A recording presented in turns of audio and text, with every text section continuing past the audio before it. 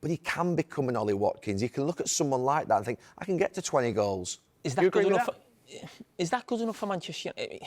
I mean, I feel sorry for Hojlund a little bit, but I do look at it and think, what's his trick? What does he do? What's his big thing to scare defenders? I know he's young, and I actually think he's been brought in maybe a couple of years too soon. I've said that a lot on this show. But do you see a future man who can take Manchester United to a Premier League title? I wish he was the second striker this season. I wish he was learning.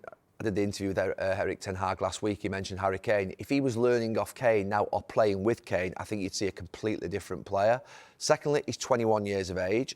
He's a little bit scruffy in his work. It's his first season in the Premier League.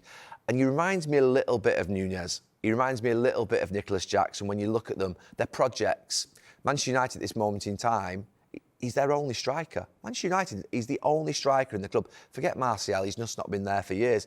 And if you look at Nunez and if you look at Hojlund, and the really interesting thing for me is that shot conversion is high, 22%. So when he actually gets chances, he's actually better than Jackson and Nunez. Now, you might say, OK, but I think that's something really to work with. The expected goals at the bottom, he's only expected to score 7.4 goals. The service and delivery into him is poor. You look at Nunez and Jackson, they're at 16.3 and 17. They're double. I know, but Gary, those shots are not enough now. You can keep talking about the service. That's probably one of the reasons when you look at Nunez's shots, you see him miss so many chances. When you actually look at it from an analytical point of view, that's probably that's seen as a strength. He doesn't get enough shots in the game. I know you can go back to sort of, they don't create, a little bit selfish, I get all that. But sometimes a striker can't just rely on service. He's got to do things himself. And when you're saying he reminds you of those two, I actually can picture Nunez and Jackson doing something on their own, almost a bit mad, scruffy, but burst the pace in behind, knocking a defender out the way. I don't really see that physicality from Hojlund. No, I think he's physical. I think he's got a good mentality. I think he's a tough kid. I think that he's playing in a struggling team in a difficult environment. He's not the problem at Manchester United. I think he's someone to persevere. If I was playing at Manchester United and he came into a squad 15, 20 years ago, I'd be thinking, there's something to work with there.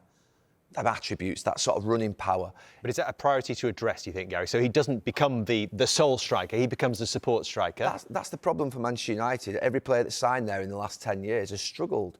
And for young players, it's difficult. It's really difficult. And look, I hope they can sign another striker in the summer, well, to support him, to be a partner for him, to mentor him, so he can learn off. That's what I'd hope. He's actually learning. I don't think you can do that, Gary. No, but Carra, he's learning to be centre forward at Manchester United at the age of 21 years of age on his own. I totally agree. I think he's come there a couple of years. He probably needed to go to a club here and then make that jump. But if you bring a top striker in now, you kill him. Once you've given him this first year, you've almost got to give him his head again next season and see if he is up to it. I think to bring someone else in now, and he's almost like the second striker, I think it makes it really difficult for him.